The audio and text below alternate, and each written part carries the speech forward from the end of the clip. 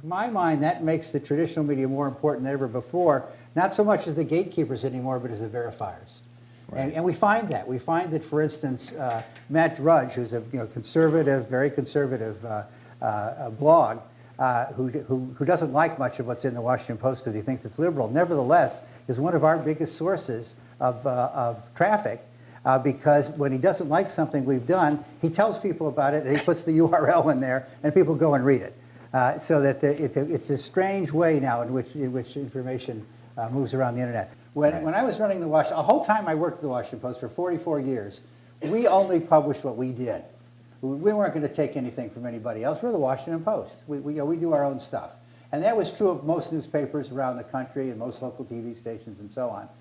And now they can't do it anymore. The staffs aren't that big, and all these new news organizations have grown up, like the Investigative Reporting Workshop here.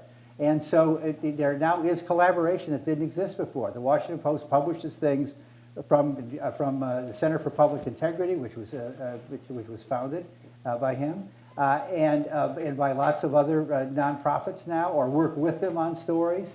The New York Times magazine won a Pulitzer Prize that it shared with, I think it was ProPublica reporter, who did all the work, and the New York Times magazine published it.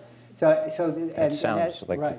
And so there are a number of journalism schools around the country now that have full-fledged news operations. At the Cronkite School, there is a nightly newscast, a half-hour a night local newscast that covers public affairs news. It doesn't cover crime and fires because the other local stations do that. It has a website that covers all the same things, including the State House and state politics and issues in Arizona and what goes on in Washington of interest in Arizona.